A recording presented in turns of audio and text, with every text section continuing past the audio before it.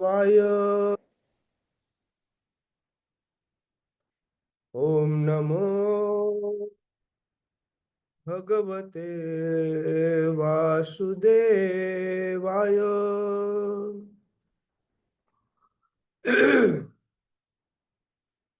ओम नमो भगवते वासुदेवाय।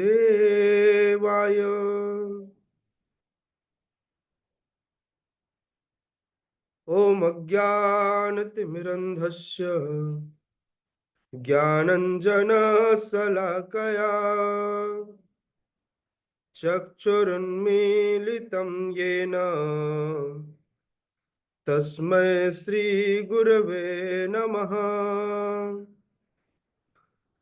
श्रीचैतन्यमनोभीष्टं स्थापितं येन भूतले स्वयं रूपः कदा मह्यं ददाति स्वपदान्तिकम्। वन्देऽहं श्रीगुरुः श्रीयुतपदकमलं श्रीगुरुन् वैष्णवांश्च श्रीरूपं साग्रजातं सहगण रघुनाथान्वितं तं सजीवं साद्वैतं सावधूतं परिजनसहितं कृष्ण चैतन्य देवं श्री राधा कृष्ण पादान् सहगण ललिता श्री विशाखान्वितांश्च नमो विष्णुपादाय कृष्ण पृष्ठाय भूतले श्रीमते भक्ति वेदांत स्वामी निति नामिने। नमस्ते सारस्वती देवे गौरवाणी प्रचारिणे निर्विशेष शून्यवादी पाश्चात्य देश तारिणे। जय श्री कृष्ण चैतन्य प्रभु नित्यानंद श्री अद्वैत गदाधर शिवासादि गौर भक्त वृंद। हरे कृष्णा कृष्णा कृष्णा हरे हरे हरे राम राम राम हरे हरे। हे कृष्ण करुणा सिंधु दीन बंधु जगतपते गोपेश गोपिका कांत राधा कांत नमोस्तुते।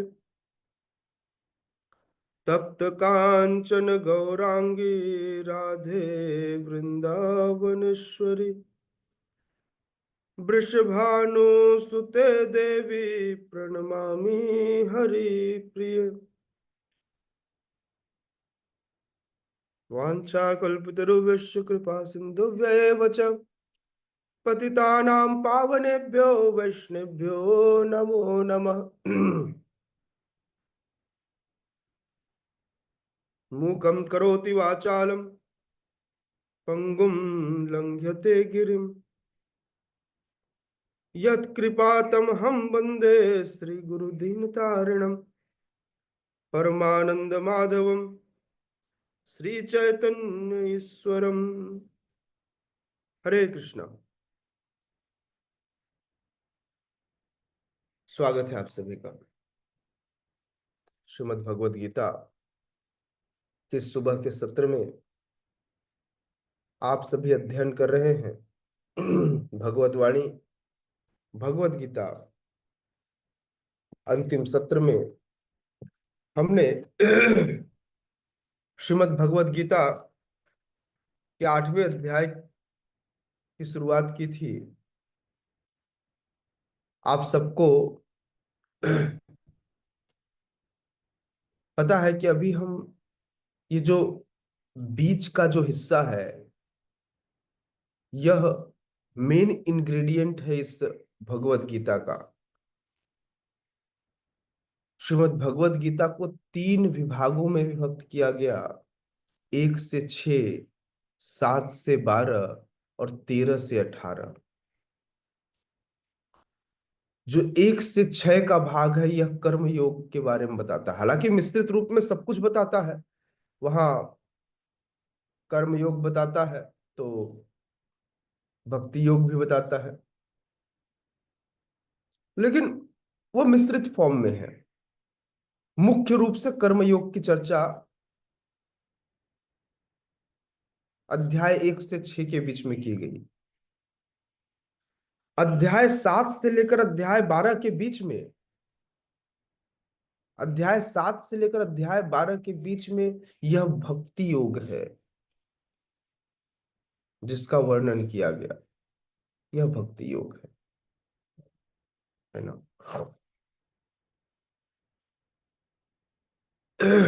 और 13 से लेकर 18 तक में क्या है माता जी?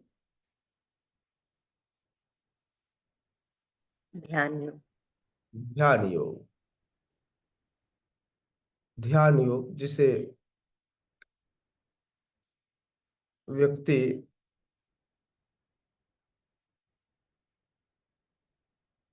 ऐसा भी समझ सकता है कि यह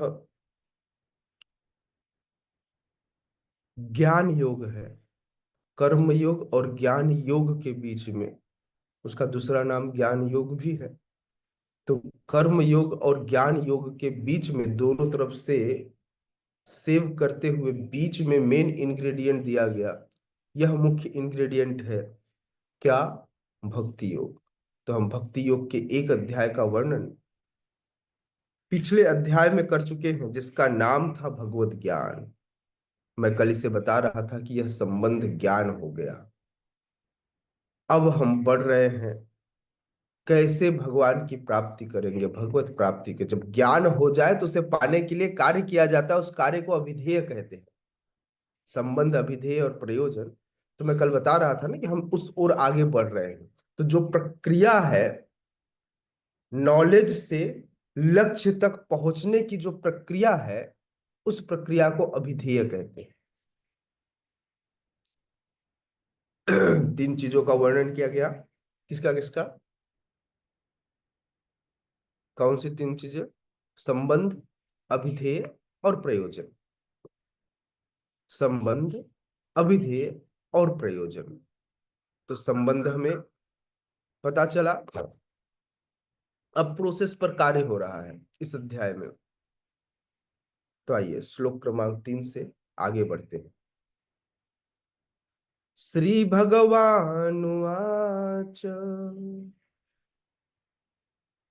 अक्षरं ब्रह्म परमं स्वभावोऽध्यात्ममुच्यते भूतभावोद्भवकरो विसर्गः कर्म संगितः अक्षरं ब्रह्म परमं स्वभावोऽध्यात्ममुच्यते भूतभावोद्भवकरो विसर्गः कर्म संगितः। श्री भगवानुवाच अक्षरं ब्रह्म परमं स्वभावोऽध्यात्ममुच्यते भूतभावोद्भवकरो विसर्गः कर्म संगितः। Yes, anyone want to recite?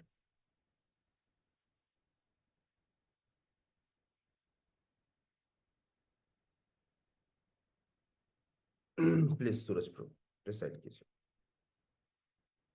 हरे कृष्ण प्रभु जी, दंडवत प्रणाम। श्री भगवान उवाच अक्षरं ब्रह्म परमं स्वभावोऽध्यात्मम् उच्यते भूतभावोद्भवकरो विसर्गः कर्म संगितः। हरे हरि कृष्ण। हरि। यस प्रीति में। हरे कृष्ण प्रभु जी, दंडवत प्रणाम। श्री जी। भगवान उवाच अक्षरं ब्रह्म परमं स्वभावो अध्यात्म उच्यते भूत भावो भवद्करो विसर्गः कर्म संगितः। हरे कृष्ण। हरे हरे। यस, कृष्णाधिका माता जी। हरे कृष्ण प्रभु जी दंडवत प्रणाम।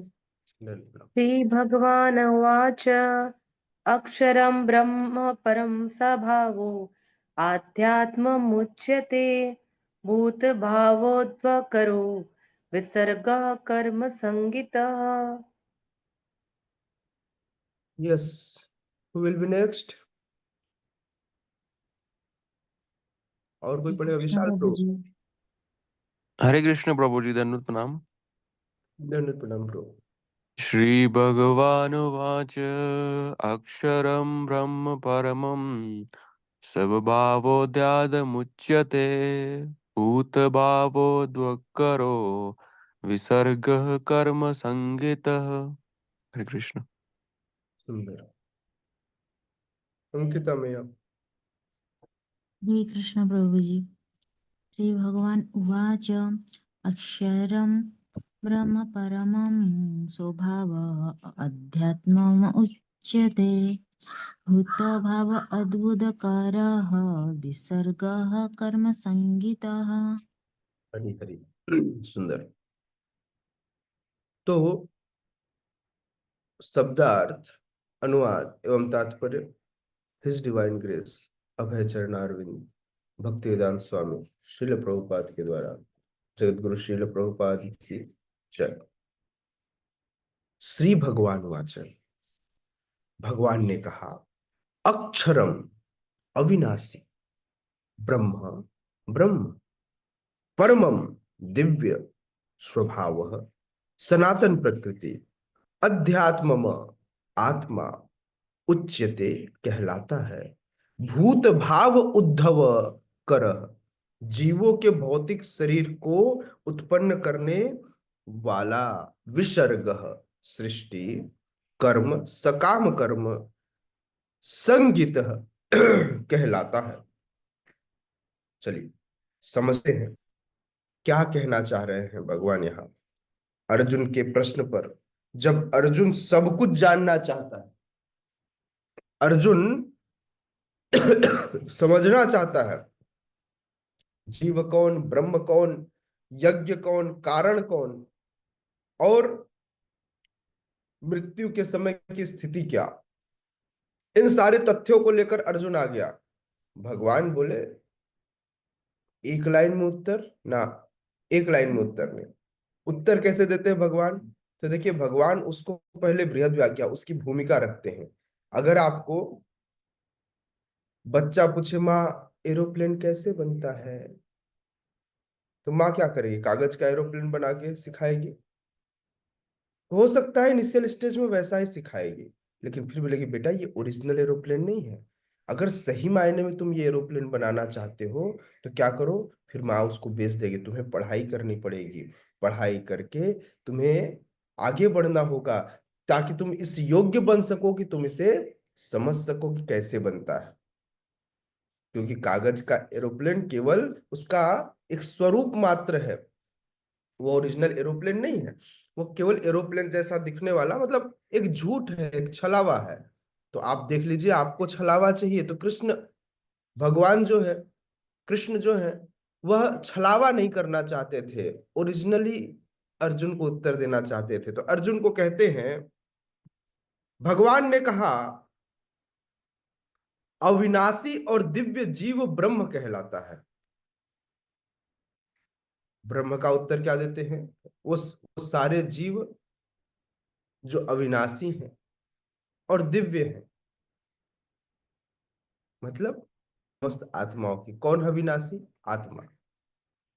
दिव्यता सच्चिदानंद स्वरूप कौन है? आत्मा। तो इसलिए कह रहे अविनाशी और दिव्य जीव ब्रह्म कहलाते हैं।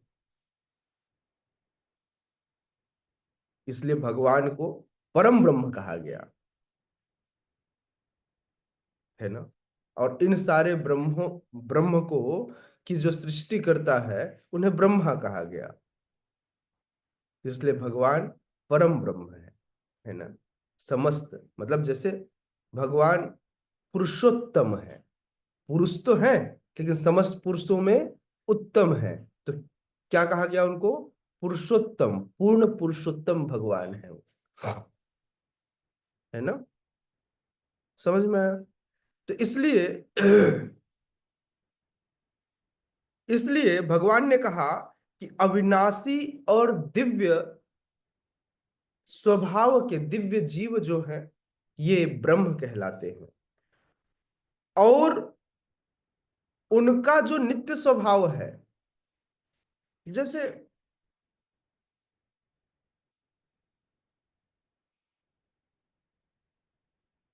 एक व्यक्ति अ,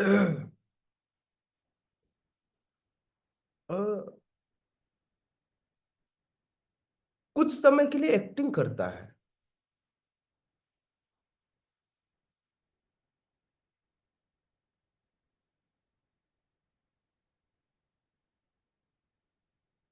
आपने वो वाला समय देखा होगा। मेरे दिमाग में कई सारे अभी एग्जाम्पल्स आए, तो मैं सोचा बेस्ट एग्जाम्पल क्या दूं इसमें। तो आपने देखा होगा चुनाव के समय बड़ी बड़ी रैलियां निकलती हैं। उस रैली में जो लोग शामिल होते हैं, डू यू थिंक कि वे सारे के सारे उस नेता के सपोर्टर होते हैं?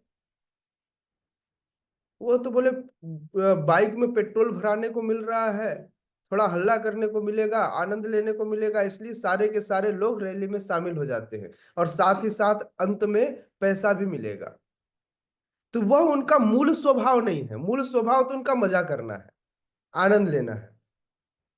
उसी तरह समस्त जीवात्माओं, समस्त जीव दिव्य होते हैं, लेकिन इस माया में पड़ते हैं और आकर यहां फंस जाते हैं। तो उनका जो नित्य स्वभाव है, अच्छा आप देखिए कितने लोग यहां दुख चाहते हैं माता कुंती की तरह? कोई नहीं चाहता। हर व्यक्ति, अच्छा विष्णु वाला माता जी हाथ उठा रही है, कह रही उनको दुख चाहिए, लाओ भाई उनके जीवन में दुख दो, उनके जीवन में दुख नहीं है। हम्म कोई व्यक्ति दुख नहीं चाहता। हर व्यक्ति क्या चाहता है? एक्चुअल स्वरूप में अगर माता कुंती भी देखा जाए तो वो क्या मांग रही थी? वो कह रही थी मुझे सच्चिदानंद दे दो। वो तो मूल रूप से आनंद मांग रही थी, सुख मांग रही थी, दुख थोड़ी मांग रही थी। उनको पता था कि इस टुच्चे से इस टुच्चे से दर्द के बदले मुझे कृष्ण प्राप्त होंगे। मेरे जीवन में परेशानी आएंगे तो कृष्ण मेरे सामने खड़े रहेंगे। कृष्ण सामने खड़े रहेंगे तो कोई परेशानी होगी क्या? परेशानी हो ही नहीं सकती। उनको पता था दोनों विरोधाभास से बात है कि कृष्ण हो और परेशानी भी हो। नहीं, कृष्ण होंगे। वृंदावन वासियों को टेंशन नहीं, बोले कृष्णा, कान्हा, तूने कहा इंद्र की पूजा बंद करो, गोवर्धन की पूजा करो, अब ले इंद्र कुपित हो गया, आप रक्षा कर, हमको नहीं पता तू क्या करेगा। कृष्णा बोले ठीक है भाई, मैं ही विपदा लाया हूं तो मैं ही ठीक करूंगा, चलो मेरे साथ। गए, ले जाकर गोवर्धन के किनारे गोवर्धन को अपनी उंगली पे उठा लिए। आपको क्या लगा 7 दिन 7 रात तक किसी गोवर्धन वासियों का, आप जैसे सब बैठे हुए थे, किसी को दया नहीं आई कि हाय रे मेरा बच्चा अकेले, देखो कितने 7 दिन 7 रात से अकेले एक पैर पर खड़ा और एक उंगली में पूरे गोवर्धन को उठाया है, हम लोग भी थोड़ा उठा लेते हैं, दर्द हो रहा होगा बेचारे को। ना भैया, सब नाच रहे हैं। बोले आज तो मजे के दिन है, फिस्ट के दिन है, सब देखो जब शादी होती तभी एक जगह पर इकट्ठे होते हैं, आज बिना शादी के, बिना किसी मुहूर्त के, बिना किसी कॉज के सारे गाय बछड़े सहित पूरे ब्रजवासी एक छत्र के नीचे। सोचो कितना बड़ा उत्सव होगा। डू यू थिंक कि वहां पर कोई दर्द था, कोई दुख था? बोले कृष्ण हमारे सामने, कोई बात नहीं, गोवर्धन ही तो उठाया है, थोड़ी हमारे लिए पहाड़ उठा दिया। भाई पहाड़ ही था, लेकिन अब उनके लिए थोड़ी पहाड़ था। उनके लिए था कि बस कृष्णा है। समझ में आ रहा है मैं क्या कह रहा हूं? पता नहीं आप लोग को समझ भी आ रहा है कि मैं फालतू बकबक कर रहा हूं।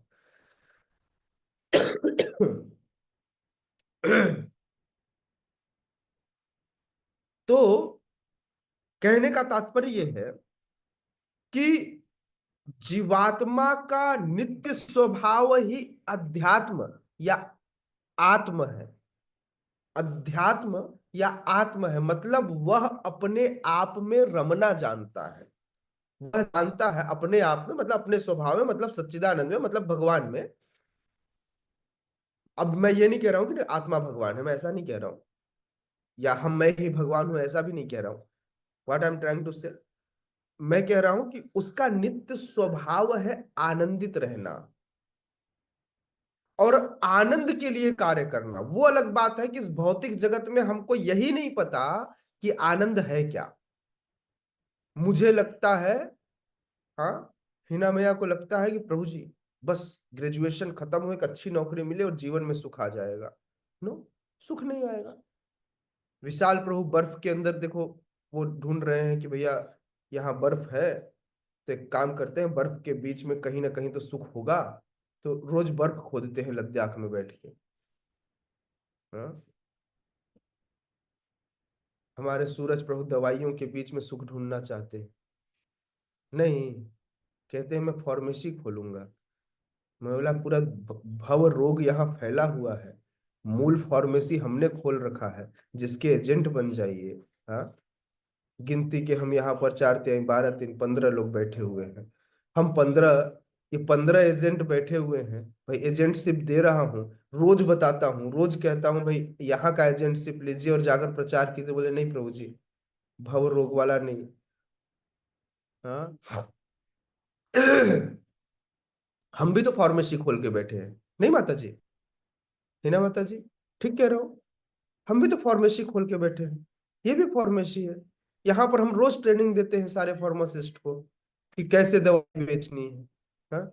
हरे कृष्णा कृष्णा कृष्णा हरे हरे, हरे राम राम राम हरे हरे।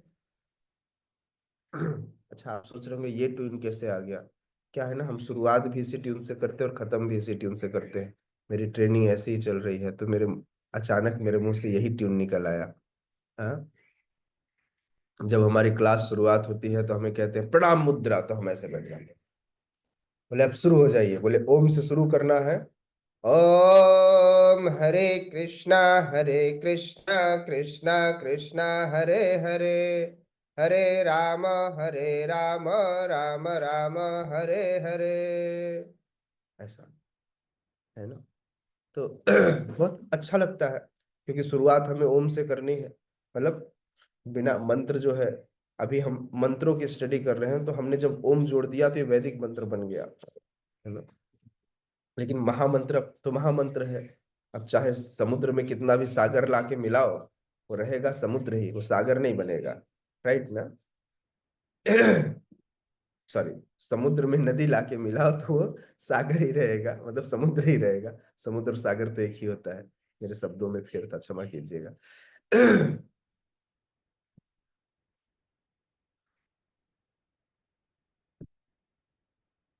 मैं जब यहाँ पहुंचा तो मुझे प्रीति मैया का मैसेज आया। प्रीति मैया कहती, प्रभु जी आप जो पढ़ने जा रहे हो उसके नोट्स मुझे देंगे ना?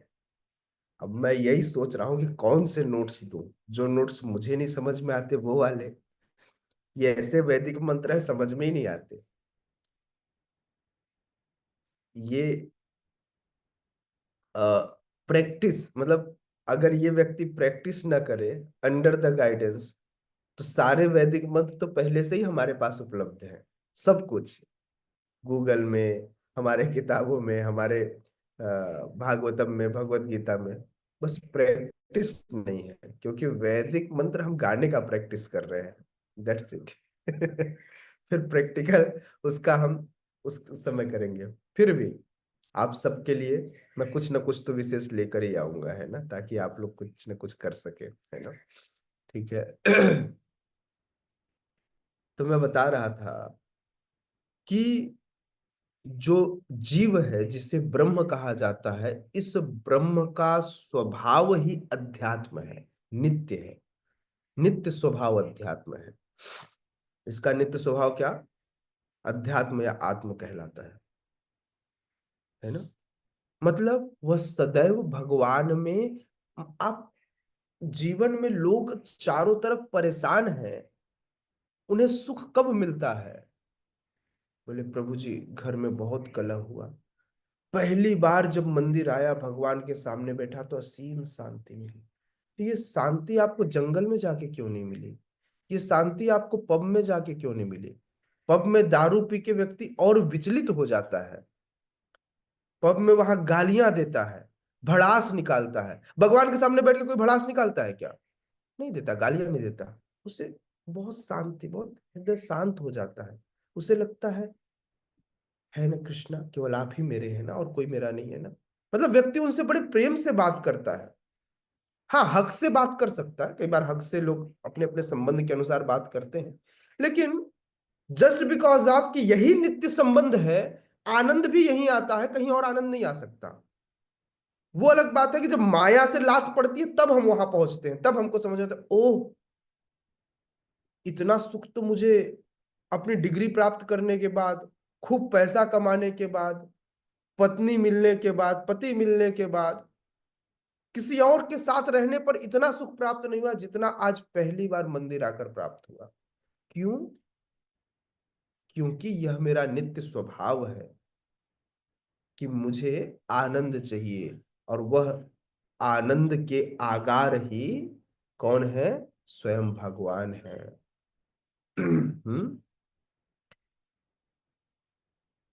सकाम कर्म क्या है? जब जीव इस भौतिक शरीर के लिए कोई कार्य करता है तो उसे सकाम कर्म कहते हैं।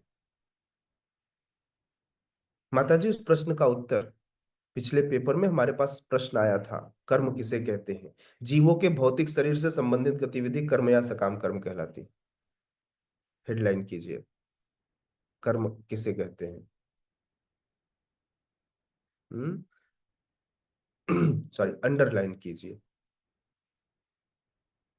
क्या जीवों के भौतिक शरीर से संबंधित गतिविधि कर्म या सकाम कर्म कहलाती है? उत्तर कौन दे रहे हैं?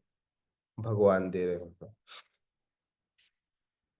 समझ में आया? जब शरीर के लिए कोई कार्य किया जाए, आगे बढ़ाने के लिए कोई कार्य किया जाए, अपने मान सम्मान प्रतिष्ठा के लिए कार्य किया जाए, तो ऐसे शरीर से संबंधित जितनी भी गतिविधि है इसे कर्म या सकाम कर्म कहा जाता है।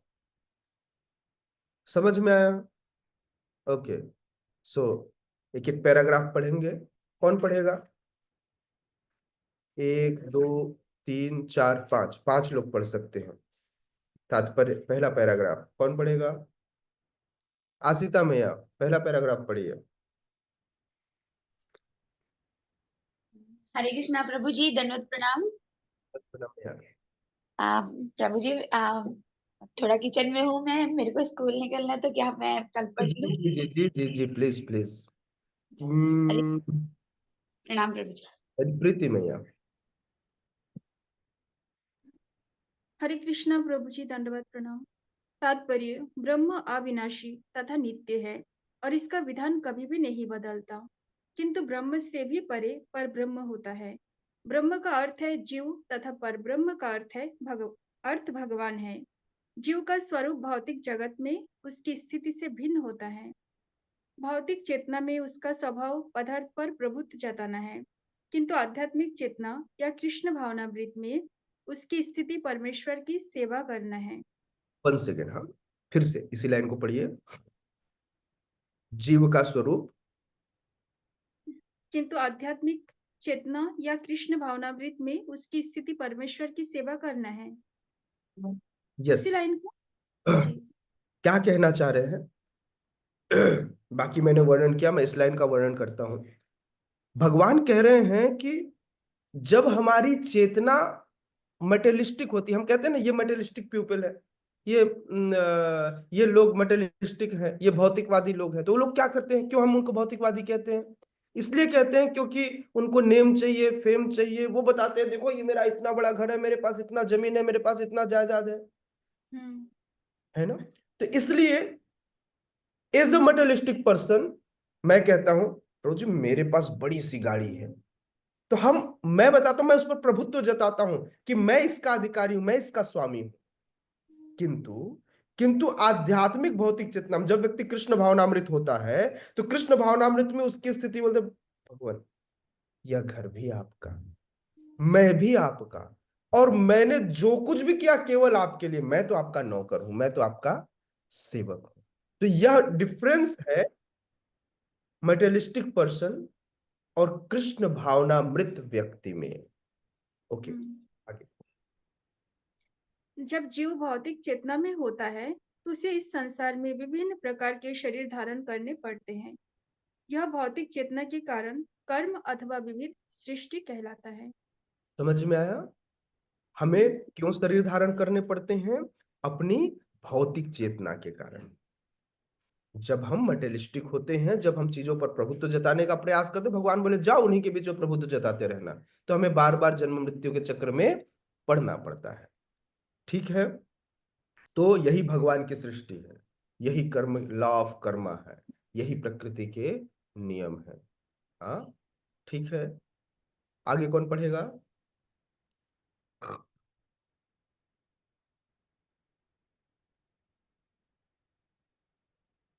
हाँ, कोई पढ़ने वाला नहीं है? सूरज प्रभु नेक्स्ट पैराग्राफ। हरे कृष्ण प्रभु जी। वैदिक साहित्य में जीव को जीवात्मा तथा ब्रह्म कहा जाता है, किंतु उसे कभी परम ब्रह्म नहीं कहा जाता। जीवात्मा विभिन्न स्थितियां ग्रहण करता है। कभी वह अंधकारपूर्ण भौतिक प्रकृति से मिल जाता है और पदार्थ को अपना स्वरूप मान लेता है, तो कभी वह परा आध्यात्मिक प्रकृति के साथ मिल जाता है। इसलिए वह परमेश्वर की तटस्था शक्ति कहलाता है। ओके, भौतिक या समझते हैं यहां से हम, समझते हैं यहां से क्या बोल रहे हैं। यहां पर कह रहे हैं शिला प्रभुपाद कहते हैं वैदिक साहित्य, जो वैदिक साहित्य में जीव को ब्रह्म और भगवान को परम ब्रह्म कहते हैं। जीव को ब्रह्म और भगवान को क्या कहते हैं? परम ब्रह्म कहते हैं। अच्छा, कभी आपने ऐसा सुना कि जीव को परम ब्रह्म और भगवान को ब्रह्म कहा गया? भगवान को ब्रह्म कहा जा सकता है, लेकिन जीव कभी भी परम ब्रह्म नहीं होता। बिल्कुल उसी तरह से जिस प्रकार से हर ज्ञानी भक्त नहीं होता, लेकिन हर भक्त ज्ञानी हो सकता है। तो भक्त को हम ज्ञानी कह सकते हैं, लेकिन हर ज्ञानी को हम भक्त नहीं कह सकते। हो सकता है, पॉसिबल है। तो जैसे भगवान को सदैव परम ब्रह्म कहा जा सकता है, भगवान को ब्रह्म भी कहा जा सकता है, लेकिन जीव कभी परम ब्रह्म नहीं कहलाता। नहीं समझ में आया? चलिए एक और एग्जांपल लेते हैं। छोटे छोटे तालाब हैं, ऐसे सरोवरों को, ऐसे तालाब को हम बड़ा स्वरूप दे दें, मतलब ऐसे खूब सारे तालाब जो हैं समुद्र में मिला दिए जाए तो बड़ा सा समुद्र मिलता है। तो मैं समुद्र को एक बार तालाब कह सकता हूं, लेकिन तालाब को समुद्र कह सकते हो क्या? आप समुद्र को बड़ा तालाब कह सकते हो, बड़ा सा तालाब, बड़ा सा सरोवर। समुद्र बड़ा सा सरोवर है, बड़ा सा तालाब है, तालाब का बृहद रूप। हालांकि तालाब की कुछ सीमा है, लेकिन फिर भी हम कह सकते हैं। लेकिन आप किसी तालाब को कहोगे कि ये समुद्र है? तालाब समुद्र नहीं हो सकता, समुद्र तालाब हो सकता है। क्यों? फिर से आसिता मैया म्यूट कीजिए।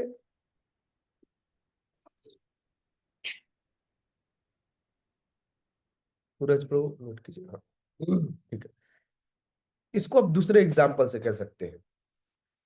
प्रीति मैया के पास 10 रुपए हैं, हीना माता जी के पास 100 रुपए हैं।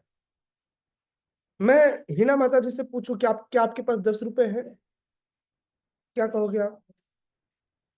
हीना माता जी क्या कहेंगे? आपके पास 10 रुपए हैं? बोलूंगी प्रभु जी, हाँ, मेरे पास 100 रुपए है बोलूंगी। 10 नोट है करके। Yes, that means you have 10 rupees, मतलब आपके पास 10 रुपए हैं। 100 रुपए तो है, लेकिन अगर कोई बोले 10 रुपए हैं तो आप क्या बोलोगे? Yes, I have 10 rupees. भाई कोई पूछता है प्रभु आपके पास 2 रुपए है क्या? बोले हाँ प्रभु, 100 का नोट है, चेंज नहीं है, लेकिन 2 रुपए तो है ना। लेकिन अगर मैं प्रीति में पूछूं आपके पास 100 रुपए है क्या? नहीं प्रभु जी, मेरे पास तो केवल 10 रुपए है। समझ में आया? 100 रुपए समुद्र, 10 रुपए तालाब।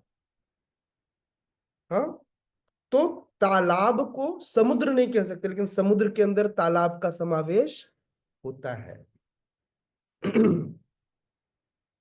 क्लियर?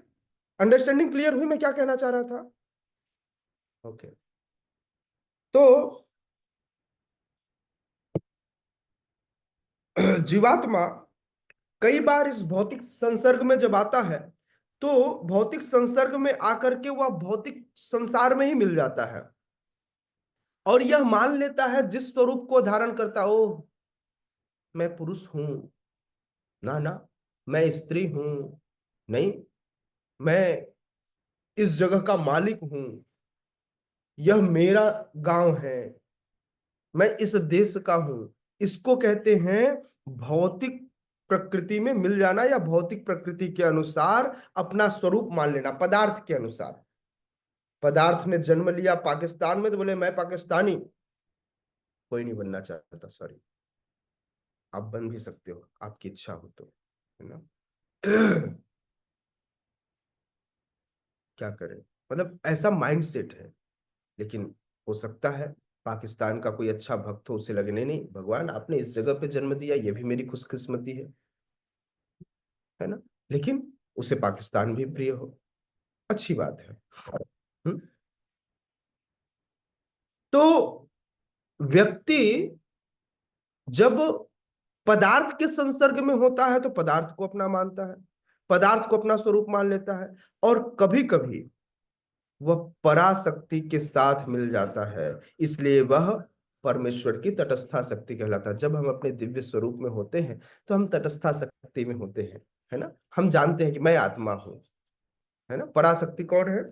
जीवात्मा है। तो व्यक्ति मान लेता है कि नहीं नहीं, मेरा अस्तित्व इस आत्मा के कारण है, यह आत्मा मूल है, तो इसलिए वह तटस्था शक्ति कहलाता है। अभी तक अभी तक वह कहला रहा था ये सूरज प्रभु हैं जो गरगोड़ा में रहते हैं, तो ये किससे जाने जा रहे थे? पदार्थ से जाने जा रहे थे। लेकिन फिर किससे जाने जा रहे? नहीं, ये परमेश्वर के अंश हैं, ये आत्मा है जो परमात्मा के अंश हैं, तो हम इनको अब तटस्था शक्ति के रूप में जानने लगे। यस, आगे पढ़िए प्रभु।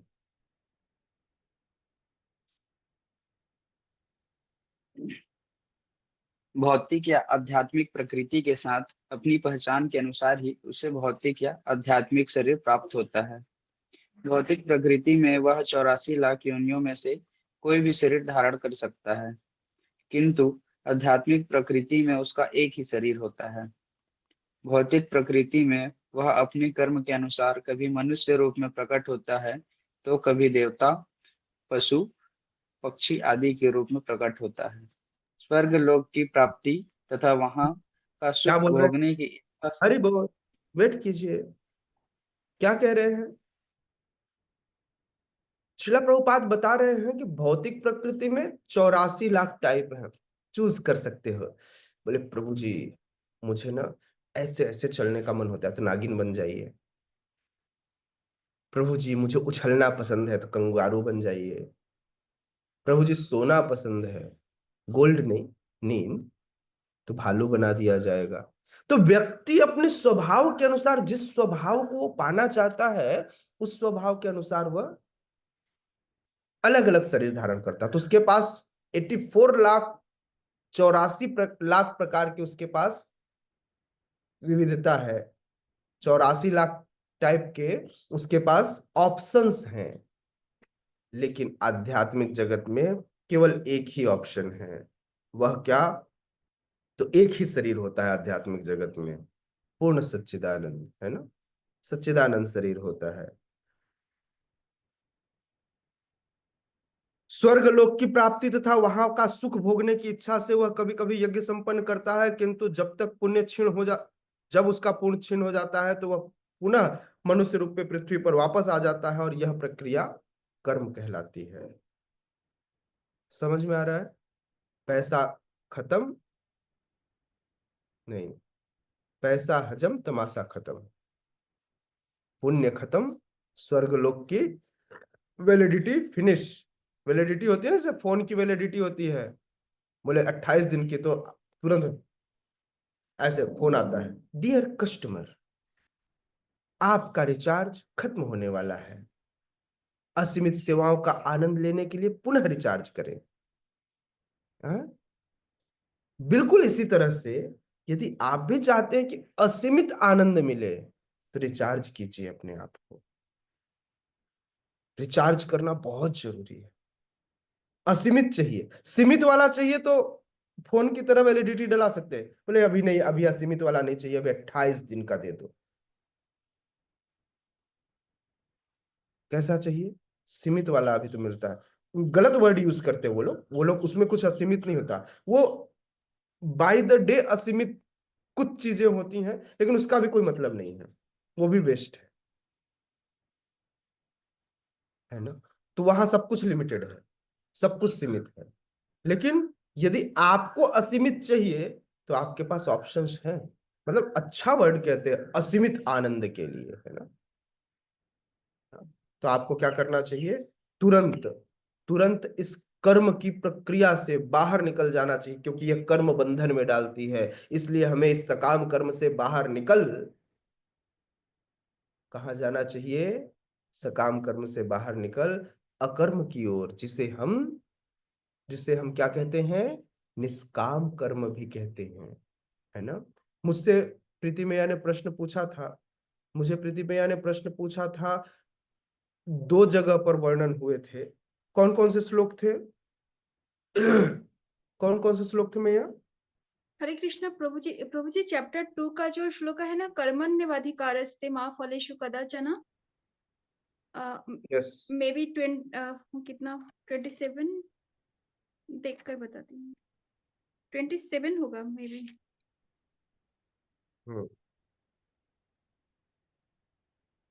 नहीं नहीं नहीं नहीं,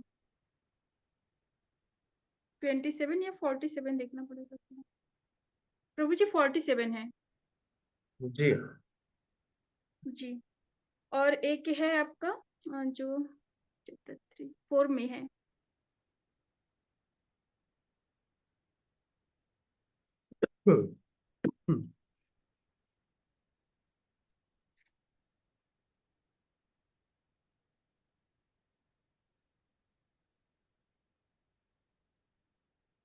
यस। चैप्टर 4 का 18 नंबर श्लोक। आप यदि दोनों श्लोकों के तात्पर्य में देखेंगे ना, तो प्रभुपाद दोनों जगह पर अकर्म का वर्णन करते हैं, और दोनों जगह पर एकदम अलग अलग अकर्म का वर्णन करते हैं। तो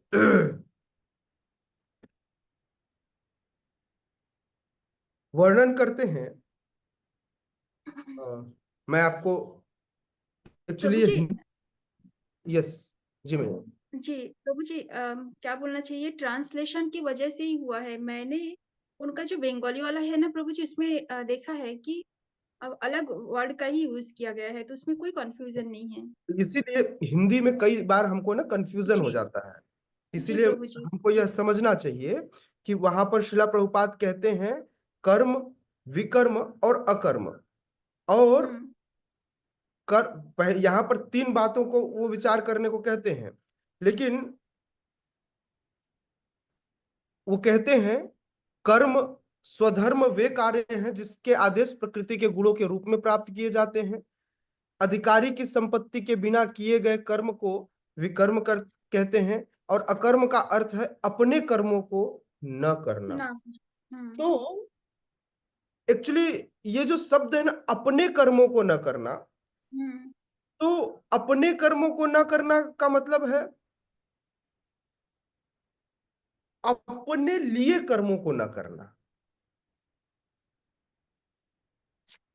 अपने कर्मों को न करना मतलब कई बार हम व्यक्ति अपने लिए कर्म करता है फल पाने के लिए, अकर्म कृष्ण के लिए किया जाता है। इसलिए अगला लाइन बहुत, तो वहां पर कुछ शब्द मिसिंग है। अपने लिए कर्मों को न करना, भगवान ने अर्जुन को उपदेश दिया कि वह निष्क्रिय न हो। ये नहीं बोल रहे कर्म मत करो, है ना, हम्म निष्क्रिय न हो, अपितु फल के प्रति आसक्त हुए बिना अपना कर्म करो, उसे अकर्म कह रहे हैं, जी है ना। उसके आगे वर्णन कर रहे हैं उसी में, है ना। तो फिर कौन सा श्लोक था? जो 4 पॉइंट कौन सा था? चैप्टर 2 का टू 47 था 47 के और अलावा फोर्थ चैप्टर में, उसका 18 फोर्थ चैप्टर का 18 18। जी, उसके तात्पर्य में जी मैं देख अकर्म का अर्थ है कर्म के फल के बिना। 18 में कह रहे हैं भगवान, अकर्म का अर्थ है कर्म के फल के बिना। तो देखिए दोनों जगह सेम चीजें लिखी हुई हैं, लेकिन कई बार अकर्मशील व्यक्ति का मैंने उसमें मतलब बताया था, है ना। दोनों जगह अकर्म का मतलब सेम ही प्रभुपाद बता रहे हैं, क्योंकि उसके आगे वर्णन कर रहे हैं, लेकिन उससे पहले जो हिंदी वर्ड है वो उन्होंने गलत लिखा हुआ है। इंग्लिश में ऐसा लिखा हुआ है, इंग्लिश में मैं उसका मतलब बताता हूँ। इंग्लिश में लिखे हैं, शिला प्रभुपाद लिखते हैं, there are there are three consideration here: prescribed duty, capricious work, and inaction. Then inaction means not performing one's prescribed duty, है ना। The Lord advised that Arjuna not be inactive, but that he performed his prescribed duty without being, है ना, अपनी duty करने को कह रहे हैं, लेकिन without being attach to the result, बिना रिजल्ट से अटैच हुए, बिना फल से आसक्त हुए, है ना। इसलिए बहुत क्लियरली शिला प्रभुपाद मतलब बहुत क्लियरली इस चीज का वर्णन करते हैं, है ना, कि inaction means not performing one's prescribe duty, मतलब अपने लिए कार्य ना करना, है ना। ठीक है, अपने कर्मों को न करना। कई बार लोग अपने लिए घर बनाते हैं, राधा माधव के लिए घर बनाइए, समझ में आ रहा है, घर बनाना है।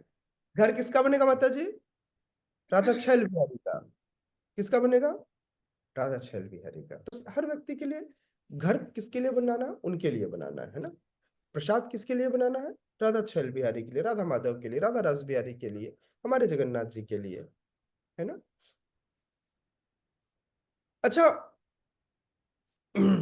विष्णुमाला माता जी को मैं, सारे भक्तों को, मुझे याद है विष्णुमाला माता जी जब मायापुर आए थे हमारे साथ, मायापुर ना, हाँ मायापुर आए थे, तो इन्होंने ना अपने श्री विग्रह को किसी को सेवा करने के लिए दिया था, है ना। हमारे एक मैया है, उनके घर पे सेवा के लिए दे के गए थे। तो हम कल अचानक चर्चा कर रहे थे, तो मुझे अचानक याद आ गई कि हमारे जगदम्बा मैया ने ऐसा ही किया था। बट हमारे प्रभु जी कह रहे थे कि हमें ऐसा नहीं करना चाहिए। विष्णुमाला माता जी यहाँ है? हरे कृष्ण प्रभु जी। हाँ मैं प्रभु जी मैं सुन रही हूँ।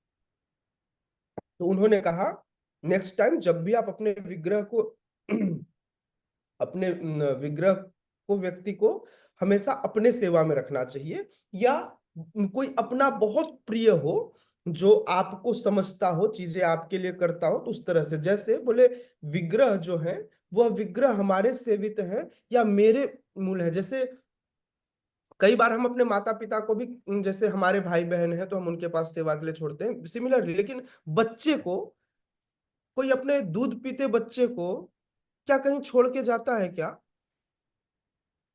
किस राधिका माता जी, आप 5 दिन के लिए बाहर जाएंगे और आपका बाबू होगा, तो क्या आप अपने बाबू को 5 दिन के लिए किसी और के घर में छोड़ के चले जाएंगे क्या? तो प्रभु जी ने बोला नहीं, हमें छोड़कर नहीं जाना चाहिए, हमें उन्हें अपने साथ, हाँ हमें बहुत कॉन्शियस होना चाहिए उनकी सेवा के प्रति, लेकर इर्द गिर्द नहीं घूमना चाहिए, उनके लिए प्रॉपर व्यवस्था से लेकर जानी चाहिए। ऐसा नहीं कि अब नाचने गए तो लिए उनको अपने हाथ में, नाचने लगे मेरे गोपाल, नहीं, इट्स नॉट लाइक दैट, है ना। बट हमें मतलब बहुत अप्रोप्रिएट होकर के, जो हमारा बहुत प्रिय हो, जो हमारे बच्चे को संभाल सके या चीजें ऐसा कर सके, उनसे हमें मतलब कहीं भी छोड़कर नहीं जाना चाहिए, इससे ट्रीट करना चाहिए, है ना। हम जैसे मेरे माता पिता अगर किसी और के घर में रहना पड़े 2 दिन तो वो बड़े अनकंफर्टेबल हो जाएंगे। तो इस तरह मेरे गोपाल जी भी, वो मेरे से सेवा लेते हैं, मेरे हाथ से ही खाना पसंद करते हैं, मेरे हाथ से ही चीजें करते हैं, तो मेरे गोपाल जी को मैं किसी और को नहीं दूंगा।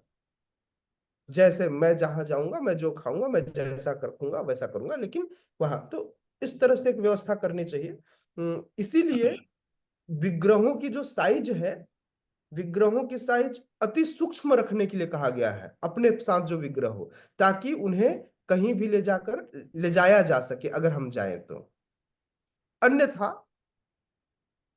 अन्यथा इनिशियल स्टेज में जब हम इस योग्य ना हो तब तक हमें फोटो की सेवा करनी चाहिए। इसलिए जिम्मेदारी बहुत बड़ी चीज होती है, किसी भी चीज की जिम्मेदारी लेना, है ना। तो इसलिए विग्रह लाए हैं तो जीवन भर सेवा करनी होगी, परिस्थिति जो भी हो।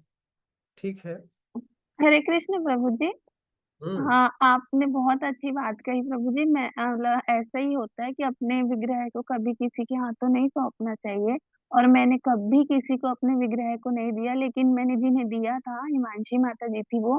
प्रभु जी सच में उनकी एक बात बताते, जब वो राधा रानी को मेरे पास छोड़ने के लिए आई थी ना, वो 1 घंटे तक बैठ के मेरे घर पे रो रही थी। और उनके लिए ना, क्या मैं I am not saying like that, मैं तो सिर्फ एक एग्जांपल दिया, मैंने बताया, मुझे याद आया वो एग्जांपल जब प्रभु जी ये बात कर रहे थे, तो मुझे कल आपकी याद आई कि मुझे याद आया कि आपने बताया था कि प्रभु जी हमारे मेरे गोपाल जी और राधा रानी की सेवा माता जी कर रही थी। तो मैंने कहा ना, कोई बहुत आपका प्रिय हो या आपको पता हो, जैसे कई बार हमको भी पता होता है कि मेरे बच्चे, कई बार मैं कृष्ण राधिका माता जी की बात याद करता हूँ कि कौन ख्याल रख सकता है। तो कई बार पड़ोस के पड़ोसी लोग अपने बच्चों को इनके पास छोड़ जाते थे, उनको पता होता था ये ख्याल रख सकती हैं, है ना। तो मुझे नहीं पता, मैं तो सिर्फ एक एग्जांपल दे रहा था, इसको आप अदरवाइज नहीं लेंगे, है ना। मैं तो सिर्फ ये नहीं बता, प्रभु जी, नहीं नहीं। मुझे पता नहीं, नहीं मैं आपको ऐसा नहीं कह रहा हूँ, आपको हर बात एक्सप्लेन करने की आवश्यकता नहीं है ना। मैं आपको ये भी नहीं कह रहा हूँ, मैं तो सिर्फ बता रहा हूँ कि हमें, हम जिन विग्रह की सेवा करते हैं वो विग्रह मेरे हैं, वो मेरे मेरे भाग है। जिस प्रकार ये शरीर का मेरा ये अंश है, उसी प्रकार वो विग्रह भी मेरे जीवन के अंश हैं। तो मैं तो उन्हें अपने से नहीं अलग कर सकता, है ना। तो हम कब ऐसा कर पाते, जैसे हम अपने बच्चे के नहीं करते, तो हम कब कर पाते, जब हम किसी पर बहुत फेथ करते हैं, किसी को भी नहीं देना है। बिल्कुल आपने, मैं हिमांशी माता जी पर शक नहीं कर रहा हूं, और हिमांशी माता जी वो है जिनको जगन्नाथ जी सपने में आते हैं, जो हमें आकर बताए कि प्रभु जी मुझे ऐसा लगता है आपको ऐसा करना चाहिए क्योंकि मेरे सपने में जगन्नाथ जी आए। तो हिमांशी माता जी के ऊपर कोई संदेह नहीं है ना, क्योंकि वो हिमांशी माता जी है। ठीक है, क्योंकि और उनका प्रेम अपना है। तो मैं ये कह रहा हूं कि हमें बहुत कॉन्शियस होना चाहिए भगवान की सेवा के लिए। जस्ट फैशन के लिए, नाचने के लिए भगवान नहीं लेने चाहिए, है ना। जिम्मेदारी के लिए, है ना, आपको बहुत जिम्मेदारी उठानी होगी। ओके, आगे बढ़ते हैं। देन नेक्स्ट कौन पढ़ेगा? यस, विशाल प्रो प्लीज। हरे कृष्ण प्रभु जी। छांदोग्य उपनिषद में वैदिक यज्ञ अनुष्ठानों का वर्णन मिलता है। यज्ञ की वेदी में 5 अग्नियों को 5 प्रकार की आहुतियां दी जाती है। यह 5 अग्नियां स्वर्ग, लोक, बादल, पृथ्वी, मनुष्य तथा स्त्री रूप मानी जाती है। और श्रद्धा, सोम, वर्षा, अन्न तथा वीर्य ये 5 प्रकार की आहुतियां हैं। आगे पढ़ो प्रभु जी। रुक जा भाई, मुझे तो समझने दे, मैं तो खुद ही सुन के दंग रह गया, ये क्या बोल रहे प्रभुपाद। ठीक है प्रभु जी। ओके, कह रहे हैं यज्ञ की वेदी में 5 अग्नियों को 5 प्रकार की आहुति दी जाती है। कौन कौन सी? तो बोले ये 5 अग्नि कौन कौन कौन सी अग्नि है जो चीजों को स्वीकार करती है ना। कौन कौन सी अग्नि? तो अग्नि के 5 स्वरूप बताए गए। पहली अग्नि स्वर्ग लोक के लिए, दूसरी अग्नि बादल, तीसरी अग्नि पृथ्वी, चौथी अग्नि मनुष्य। और मनुष्य में स्त्रियों को नहीं लिखा गया, स्त्री एक अलग से अग्नि है ना। 5वीं अग्नि स्त्री को माना गया, इवन दो मनुष्य है लेकिन उसमें भी कैटेगराइज्ड है ना। अंकिता माता जी, हरे कृष्ण प्रभु जी। कुछ कहना चाहते हैं मैया? ठीक है आप? जी प्रभु जी। ठीक है। ओके, तो इन 5 लोगों को क्रमशः 5 अलग अलग प्रकार की आहुतियां दी जाती हैं। स्वर्ग कौन कौन से? श्रद्धा, सोम, वर्षा, अन्न तथा वीर्य, ये 5 प्रकार की आहुतियां दी जाती हैं। तो कभी इसका वर्णन ना वृहत स्वरूप में करेंगे। ये एक वैदिक तथ्य है, इस वैदिक तथ्य में क्यों इनको ये वाली आहुति दी जाती है इसके बारे में वर्णन करेंगे, ठीक है ना। इसका ये सिर्फ श्रीला प्रभुपाद यह बताना चाहते थे कि कैसे कैसे कोई यज्ञ प्रक्रिया होती है ना। तो श्रीला प्रभुपाद इसके आगे वर्णन जो करेंगे हम उसी के अनुसार इसका वर्णन करें, क्योंकि ये बहुत बृहद तथ्य है। श्रीला प्रभुपाद कैसे कर्म बंधन को यहाँ एक्सप्लेन करना चाह रहे हैं, कैसे कर्म के रिएक्शंस हमको आते हैं, कैसे हम उसमें फंसते हैं, इसके बारे में वर्णन करते हैं। यस, इसके आगे पढ़िए। कौन पढ़ेंगे? पहले अंकिता माता जी पढ़ेंगे, फिर किसी और ने भी हाथ उठाया था लास्ट। किसने उठाया था? हिना मैया ने। ओके, तो लास्ट आप पढ़ेंगे, पहले अंकिता माता जी पढ़ेंगे, फिर हिना माता जी पढ़ेंगे। हरे कृष्ण। जी। यज्ञ प्रक्रिया में जीव अभीष्ट स्वर्गलोक की प्राप्ति के लिए विशेष यज्ञ करता है और उन्हें प्राप्त करता है। जब यज्ञ पुण्य क्षण हो जाता है तो जीव पृथ्वी पर वर्षा के रूप में उतरता है और अन्न का रूप ग्रहण करता है। इस अन्न को मनुष्य खाता है, जिससे ये बीज में परिणत होता है, जो स्त्री के गर्भ में जाकर फिर से मनुष्य का रूप धारण करता है। यह मनुष्य पुनः यज्ञ करता है और पुनः वही चक्र चलता है। इस प्रकार जीव शाश्वत स्थिति से आता और जाता रहता है, किंतु कृष्ण भावना भावित पुरुष ऐसे यज्ञों से दूर रहता है। वह सीधी कृष्ण भावना मूर्त ग्रहण करता है और इस प्रकार ईश्वर के पास वापस जाने की तैयारी करता है। हरि बोल। भगवान चलिए, समय कम है, थोड़ा सा फास्ट बताता हूँ इसको, है ना, समझिएगा। इस यज्ञ की प्रक्रिया को समझते हैं। भगवान श्री कृष्ण जानते थे कि यदि सारे ब्रजवासी इस प्रकार से इंद्र के लिए यज्ञ करेंगे तो सारे के सारे कर्म बंधन में पड़ जाएंगे। तो उस कर्म बंधन से मुक्त करना चाहते थे। क्या है ये यज्ञ की प्रक्रिया? उस यज्ञ की प्रक्रिया के बारे में वर्णन करते हैं। कौन वर्णन करते हैं? भगवान श्री कृष्ण। क्या कहते हैं भगवान श्री कृष्ण? अब देखिए, यज्ञ कल हम पढ़ रहे थे, अधियज्ञ का मतलब क्या है? अधियज्ञ दो लोगों को कहा जाता है। अधियज्ञ का तात्पर्य है इंद्र या विष्णु, इंद्र या विष्णु। तो यज्ञ किसके लिए किया जाता है? तो पहली अग्नि है इंद्र के लिए। तो यज्ञ जब किया जाता है तो यज्ञ में किसको आहुति दी जाती है? इंद्र को। इंद्र तो श्रद्धा से यज्ञ दी जाती है, तो इंद्र प्रसन्न होते हैं। इंद्र प्रसन्न होते हैं और स्वर्गलोक तक जब पहुंचता है तो वहां पर निर्माण होता है। स्वर्गलोक में श्रद्धा से दिया जाता है तो वहां पर निर्माण होता है क्या? बादलों का। जब यज्ञ होता है तो यज्ञ से बादल को आहुति पहुंचती है, और बादल क्या तैयार करती है? मतलब बादल अमृत तैयार करती है। बादल अमृत तैयार करती है। वैसे इस अमृत का तात्पर्य क्या है? मैं मुझे याद दिलाएंगे आप तो मैं इस अमृत का मतलब बताऊंगा बाद में, है ना, कि कैसे ये गाय से संबंधित है ना, गाय से कैसे हमें अमृत मिलता है, मैं उसका तात्पर्य बताऊंगा। तो बादल तक पहुंचती, अब बादल आहुति लेता है, उस आहुति बनाता है। तो बादल क्या करता है? प्रसन्न होता है और वर्षा करता है। क्या करता है? वर्षा करता है। यह वर्षा किसको मिलती है? अब वर्षा मिली, देखिए क्रम कहां से चल रहा है। बादल ने वर्षा किया तो यह वर्षा किसको मिली? पृथ्वी को मिली। अब आहुति किसको मिली? पृथ्वी को।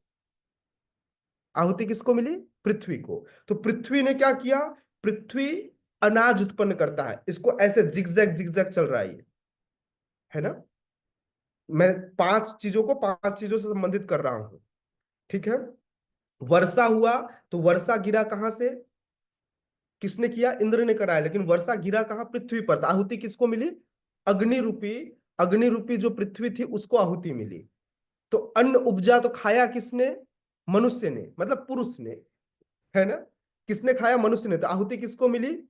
तो अब अन्न उपजा, अन्न जो उपज हुआ, अब ये अन्न की आहुति कहां जा रही है? पुरुष के पेट में। तो पुरुष के पेट में क्या बना? पुरुष ने वीर्य का निर्माण किया। अब ये वीर्य कहां गया? ये वीर्य का निर्माण हुआ। तो ये वीर्य पांचवा तथ्य है जो आहुति के रूप में डाला जाएगा। और ये वीर्य कहां गया? स्त्री के गर्भ में। तो उसके गर्भ से क्या हुआ? प्रकृति बनी। तो इस प्रकार से यह पूरे यज्ञ की क्रिया है जिसमें 5 प्रकार की अग्नि और 5 प्रकार की आहुति डाली जाती है। प्रक्रिया समझ में आया? सब एक से एक संबंधित है। यज्ञ हुआ, इंद्र प्रसन्न हुए तो उन्होंने सोम बना, मतलब सोम किस कहाँ गया? सोम बादल को मिला, बादल ने वर्षा की, बादल ने वर्षा की, तो उस वर्षा से क्या हुआ? वो वर्षा जो है वो पृथ्वी पर गया, पृथ्वी में अन्न उपजा, तो अन्न कहाँ गया? मनुष्य के पेट में गया, मनुष्य के शरीर में वीर्य उपजा, तो वो वीर्य कहाँ गया? स्त्री के गर्भ में। और इस प्रकार से प्रकृति हुई। 5 चीजें 5 चीजों से संबंधित है, ठीक है। लेकिन जो कृष्ण भावना भावित व्यक्ति है वह कृष्ण को फॉलो करता है। भगवान श्री कृष्ण ने बोला नो इंद्र यज्ञ, क्लोज इट, बंद करो। क्या करो? बोले चलो गोवर्धन की पूजा करने। तो सीधे भगवान की इसके लिए कार्य नहीं करता, इस सकाम कर्म में नहीं फंसता। वो क्या करता? सीधे भगवान की सेवा करता है, सीधे भगवान की सेवा करता है ना, भगवान के लिए कार्य करता है। यस, अंतिम हिना मैया।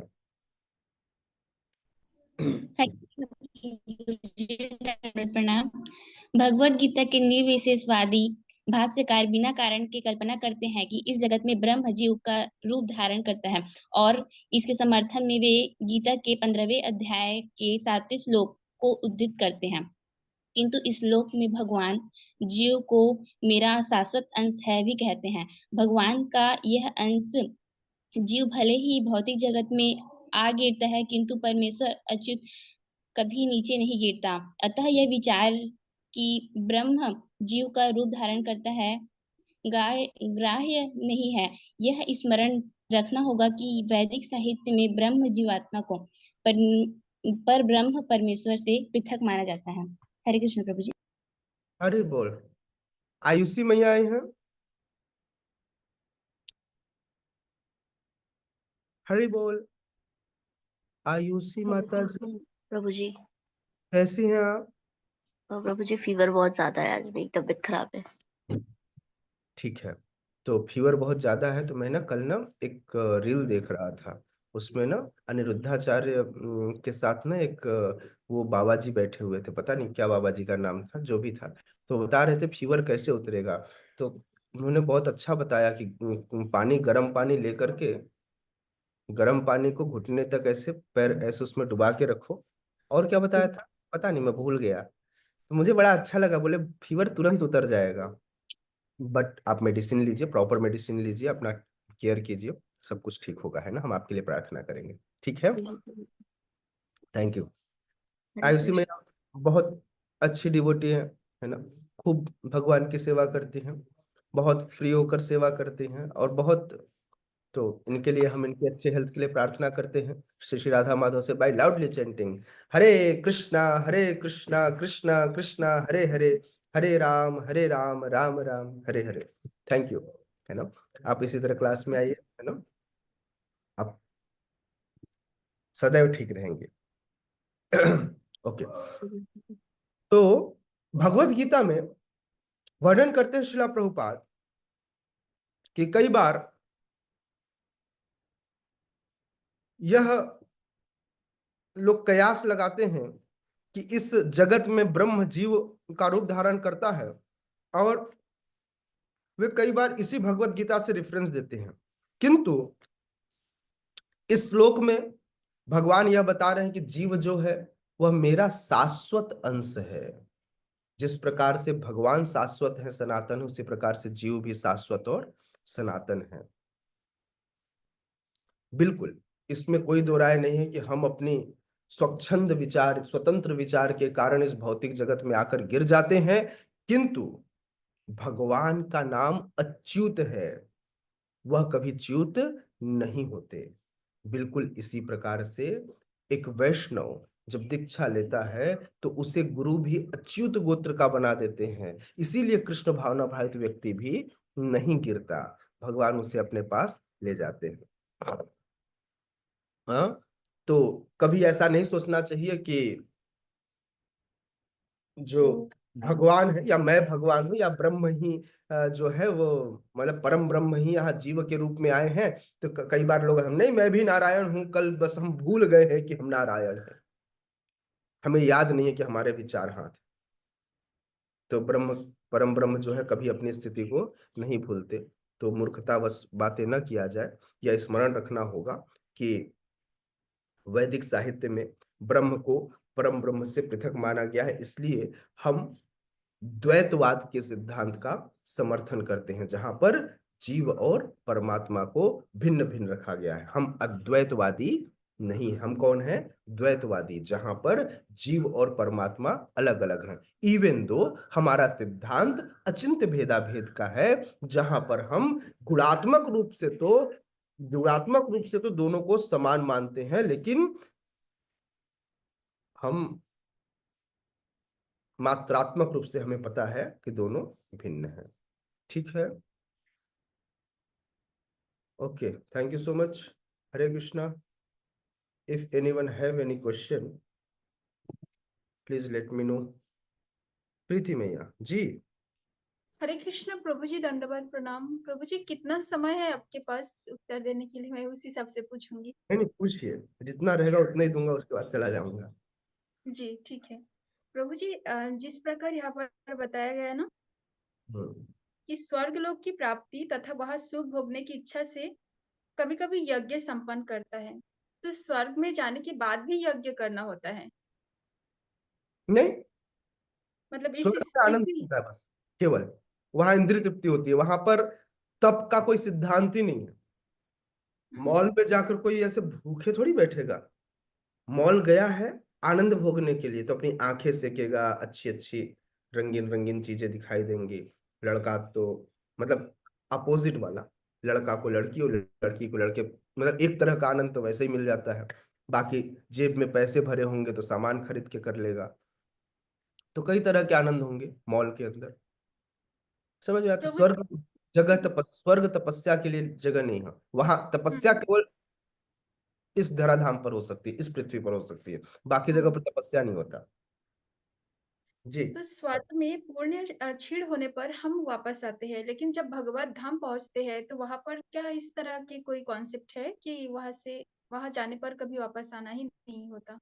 नहीं, भगवत धाम पर कभी, क्योंकि वहां पर वो स्वर्ग लोक में वो अपनी इंद्रिय तृप्ति करता है, और भगवत धाम में वो ऋषिकेश की इंद्रियों की तृप्ति करता है, मतलब भगवान की इंद्रियों की तृप्ति करता है। तो इसलिए कभी ऐसी स्थिति ही नहीं आती कि वहां से वापस आना पड़े। हाँ, जैसे मान लो कि सूरज प्रभु मेरे बहुत प्रिय हैं, तो मैं सूरज प्रभु को कहूंगा, प्रभु मैं ना नीचे जा रहा हूँ, मेरे साथ चलोगे क्या? कुछ सेवाएं हैं। तो हाँ हाँ प्रभु जी, क्यों नहीं। तो इसी तरह भगवान जब आते हैं इस धरा धाम पर, तो अपने पार्षदों को लेकर आते हैं। हम्म, तो वो पार्षद भगवान के साथ आते हैं, भगवान से आप देखो, भगवान जब जाते हैं तो अपने पार्षदों को अपने साथ वापस लेकर जाते हैं। समझ में आ रहा है? तो भगवान के लाखों बेटे थे। कितने? लाखों में। समझ में आ रहा है?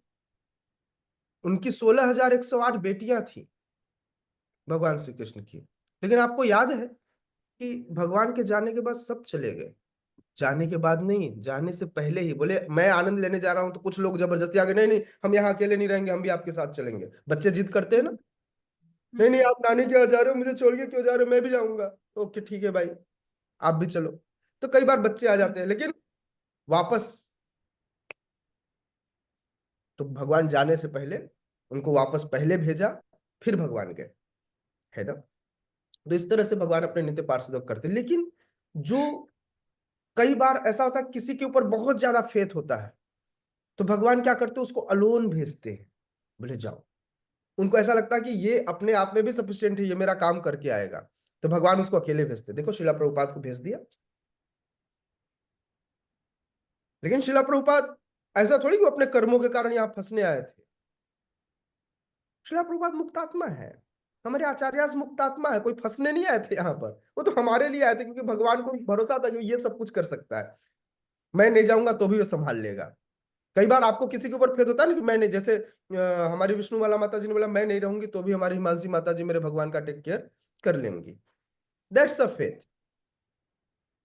है ना, मेरे ठाकुर जी की सेवा कर लेंगे, इसको फेथ कहते हैं। किस तरह भगवान को भी कुछ लोगों पर फेथ होता है।